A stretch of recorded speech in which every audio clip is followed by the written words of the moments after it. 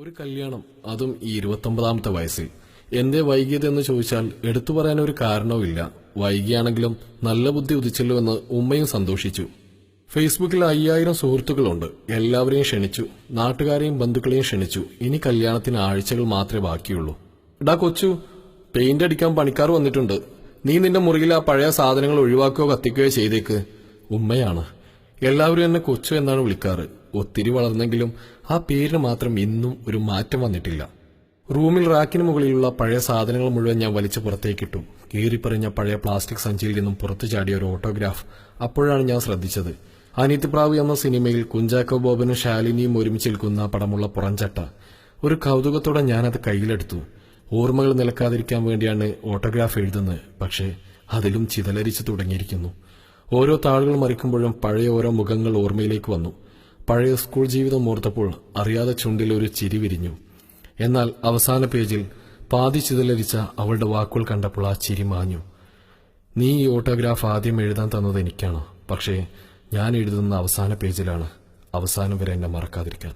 God bless you കൊച്ചു. കണ്ണിൽ നിന്നും രണ്ടിറ്റ് കണ്ണുനീർ കവിളിൽ ചാടി ആത്മഹത്യ ചെയ്തു. ഹൃദയത്തിൽ എവിടെയോ ഒരു വിങ്ങൽ. ഉമ്മറത്തുള്ള ചാരുകസേരയിൽ ഞാൻ തളർന്നിരുന്നു. മറവിയുടെ ചിതലരിക്കാത്ത ഓർമ്മകൾ ബോധകാലത്തിലേക്ക് പാഞ്ഞു. മനോഹരമായ ആ സ്കൂൾ ജീവിതത്തിലേക്ക്. സുജാത, അതായിരുന്നു അവളുടെ പേര്. ആരോടും മിണ്ടാതെ, കൂട്ടുകാരികളില്ലാതെ തന്നിലേക്ക് സ്വയം ഒതുങ്ങിക്കൂടിയവൾ. അവൾ മിണ്ടുന്നത് തന്നെ അപൂർവമാണ്. അവൾ ചിരിക്കുന്നത് അന്നുവരെ ഞാൻ കണ്ടിട്ടില്ല. ഒരേ ക്ലാസ്സിലായിട്ട് പോലും ഒന്ന് പരിചയപ്പെട്ടിട്ട് പോലുമില്ല. അഹങ്കാരി എന്നായിരുന്നു അവളുടെ വിളിപ്പേര്. എനിക്കും ആ അഹങ്കാരിയെ ഇഷ്ടമായിരുന്നില്ല. അതുകൊണ്ട് തന്നെ അവൾക്ക് ഞാനും എനിക്കവളും ആരുമായിരുന്നില്ല. ഒരു 2ാം ശനി അന്ന് സ്കൂൾ അവധിയായിരുന്നു. പക്ഷേ പോർഷൻ തീരാൻ ബാക്കിയുണ്ടായിരുന്നതുകൊണ്ട് സിന്ധു ടീച്ചർ എന്ന സ്പെഷ്യൽ ക്ലാസ് വെച്ചിരുന്നു. ബസ് ഇറങ്ങി സ്കൂളിലേക്ക് 1 കിലോമീറ്ററോളം നടക്കണം. ആകെയുള്ള ഒരു ബുക്ക് അരയിൽ തിരികെ ഞാൻ വലിഞ്ഞു നടക്കുന്നതിനിടയിലാണ് അപ്രതീക്ഷിതമായി മഴ പെയ്തത്. കനത്ത മഴ. ഇടവഴിയിൽ വീടുകളൊന്നും ഇല്ലാത്തതുകൊണ്ട് തന്നെ ഓട്ടം തന്നെ ശരണം. കനത്ത മഴയത്ത് സ്കൂൾ ലക്ഷ്യമാക്കി ഓടുന്നതിനിടയിലാണ് ഞാൻ അവളെ കണ്ടത്. കുട ചൂടി നടന്നു പോകുന്ന സുജാത. ഒരേ ക്ലാസ്സിൽ 2 വർഷം ഒരുമിച്ച് പഠിച്ചിട്ടും ഒരക്ഷരം മിണ്ടാത്തവൾ കുടയിലേക്ക് ക്ഷണിക്കുമെന്ന് എനിക്ക് യാതൊരു പ്രതീക്ഷയും ഉണ്ടായിരുന്നില്ല. മഴ നനയണ്ട, കുടയിലേക്ക് കയറിക്കോളൂ. ഞാൻ അത്ഭുതത്തോടെ അവളെ നോക്കി. ഒരു നിമിഷം മടിച്ചു നിന്നെങ്കിലും മഴ കൂടിക്കൂടി വരുന്നതിനാൽ അവളുടെ കുടയിലേക്ക് ഞാൻ കയറി. ഒരു കുടക്കീഴിൽ തൊട്ടിരുമ്പി ഞങ്ങൾ 2 പേർ. എന്റെ ഹൃദയം പടപടാൻ മിടിച്ചു. അവളുടെ മുടിയിൽ ചൂടിയ ചെമ്പകപ്പൂവിന്റെ ഗന്ധം മൂക്കിലേക്ക് അടിച്ചു കയറി. മഴത്തുള്ളികൾ കുടയിലേക്ക് വന്ന് പതിക്കുന്ന ശബ്ദമൊഴിച്ചാൽ കുടക്കുള്ളിൽ മൗനം തളം കെട്ടി നിന്നു. ഒരു ചെറിയ കുടക്കീഴിൽ 2 പേർക്ക് നിൽക്കാനുള്ള സൗകര്യമില്ലായിരുന്നു. അതുകൊണ്ട് തന്നെ ഞാൻ നനയാതിരിക്കാൻ എന്റെ ഭാഗത്തേക്ക് അവൾ കുട കൂടുതൽ ചരിച്ചു. അവളുടെ വലതുഭാഗം മുഴുവൻ മഴ നനഞ്ഞു. റോഡിലെ ഒരു വെള്ളക്കുഴിയിൽ തട്ടി അവളൊന്ന് തെന്നി. വീഴും മുമ്പ് അവളെ ഞാൻ 2 കൈകൊണ്ട് താങ്ങി. അവൾ നന്ദിയോടെ എന്നെ ഒന്ന് നോക്കി. സ്കൂളിൽ എത്തും വരെ ഞങ്ങളൊന്നും മിണ്ടിയില്ല. അന്ന് രാത്രി എന്റെ മുറിയിൽ നിറയെ ചെമ്പകത്തിന്റെ മണമായിരുന്നു. കാരണം മനസ്സ് മുഴുവൻ അവളുടെ ഓർമ്മകളായിരുന്നു. പ്രണയത്തിന്റെ പടുകുഴിയിലേക്ക് ഞാൻ കാലിടറി വീഴുകയാണെന്ന് എനിക്ക് മനസ്സിലായി. വെള്ളയും നീലയും യൂണിഫോം അണിഞ്ഞ അസംബ്ലിക്ക് വരി നിൽക്കുമ്പോൾ, പെൺകുട്ടികളുടെ 3ാമത്തെ വരിയിൽ 4ാം നിൽക്കുന്ന അവളെ തന്നെ നോക്കി നിൽക്കുമ്പോൾ ചുട്ടുപൊള്ളുന്ന വെയിലിന്റെ കാഠിന്യം ഞാൻ അറിഞ്ഞിരുന്നില്ല. അധ്യാപകർ ക്ലാസ് എടുക്കുമ്പോൾ സമനില തെറ്റിയ മനസ്സിന്റെ പ്രേരണയിൽ വഴിതെറ്റുന്ന എന്റെ ദൃഷ്ടികൾ പലപ്പോഴും അവളിൽ ഉടക്കി നിന്നു. എന്നാൽ അവൾ അവളിലേക്ക് തന്നെ ഉൾവരിഞ്ഞു. പഠനത്തിൽ മാത്രം ശ്രദ്ധിച്ചു. എന്റെ പ്രണയം വൺവേയിലൂടെ തകർത്തോടി. ഒരു ദിവസം അവൾ എന്റെ അടുത്ത് വന്ന് ചോദിച്ചു, ഖസാക്കിന്റെ ഇതിഹാസം കയ്യിലുണ്ടോ? ഞാൻ സംശയത്തോടെ അവൾ നോക്കി. ഉപ്പ ചെന്നൈയിൽ നിന്നും വന്നപ്പോൾ എനിക്ക് തന്നാണ് OV വിജയന്റെ ഖസാക്കിന്റെ ഇതിഹാസം. ഇത് ഇവളെങ്ങനെ അറിഞ്ഞു? എന്തായാലും ആ പുസ്തകം ഞാൻ അവൾക്ക് നൽകി. അവൾ നല്ലൊരു വായനക്കാരിയായിരുന്നു. അതുകൊണ്ട് തന്നെ അവൾക്ക് വേണ്ടി ഞാൻ നാട്ടിൽ ലൈബ്രറിയിൽ ചേർന്നു. ഞങ്ങൾ തമ്മിൽ പുസ്തക കൈമാറ്റങ്ങൾ നടന്നു. ഇടയ്ക്കപ്പോഴോ പുസ്തകത്തിന്റെ കൂടെ ഞാൻ എന്റെ ഹൃദയം അവൾക്ക് കൈമാറി. ഞങ്ങൾ നല്ല സുഹൃത്തുക്കളായി. ആ സ്കൂളിൽ അവൾ മിണ്ടുന്ന ഏക വ്യക്തി ഞാൻ മാത്രമായി. ഞങ്ങളെക്കുറിച്ച് മറ്റു കുട്ടികൾ പല അപവാദങ്ങളും പറഞ്ഞെങ്കിലും ഞങ്ങൾ അതിന് ചെവി കൊടുത്തില്ല. മനസ്സിൽ പ്രണയം ബിയർ പോലെ നുരഞ്ഞു പൊന്തുകയാണ്. ഇനിയും പറഞ്ഞില്ലെങ്കിൽ ഭ്രാന്ത് പിടിച്ചുപോകും. ഒരു ദിവസം ഉച്ചയൂണ് കഴിഞ്ഞ് അവൾ പാലമരച്ചൂട്ടിലിരിക്കുമ്പോൾ അവളുടെ അടുത്തേക്ക് ഞാൻ ചെന്നു.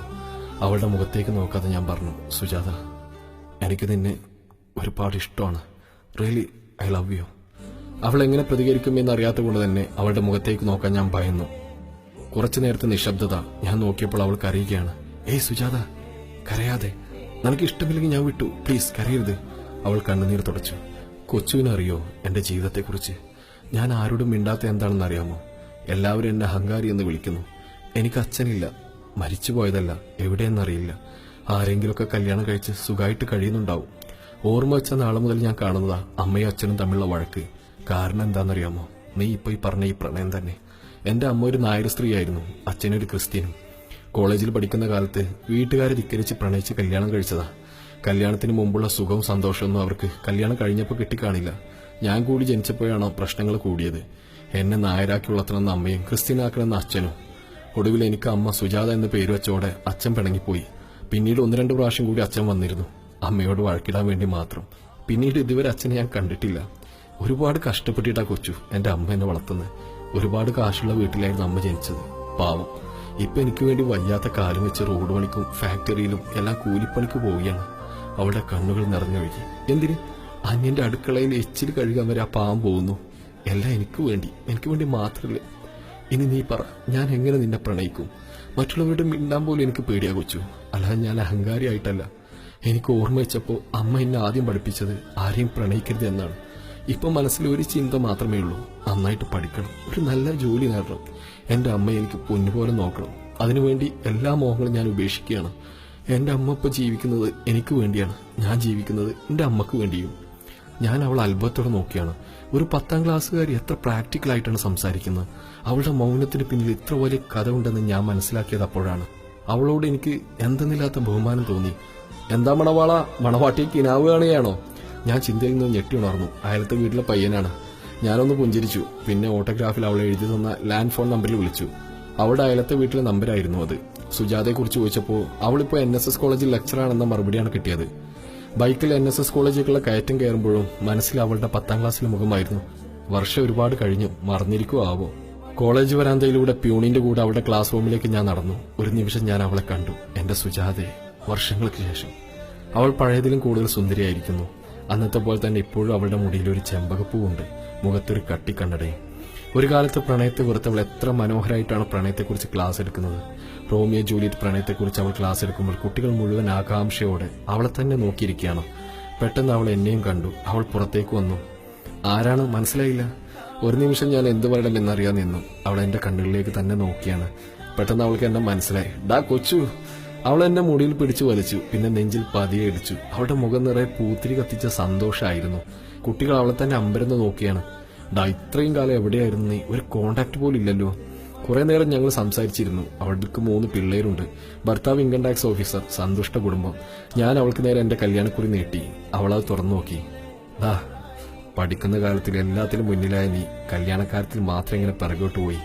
ഞാൻ മറുപടി ഒന്നും പറയാതെ ഒന്ന് പുഞ്ചിരിച്ചു. അവളോട് യാത്ര പറഞ്ഞ കോളേജ് വരാന്തയിലൂടെ തിരിച്ചു പോരുന്നതിനിടയിൽ ഞാൻ അവളെ തന്നെ ഒന്ന് തിരിഞ്ഞു നോക്കി. എന്നെ തന്നെ നോക്കി നിൽക്കുന്ന അവളുടെ കണ്ണുകളിൽ പണ്ട് സ്വീകരിക്കാതെ പോയ പ്രണയത്തിന്റെ നഷ്ടബോധമുണ്ടായിരുന്നു.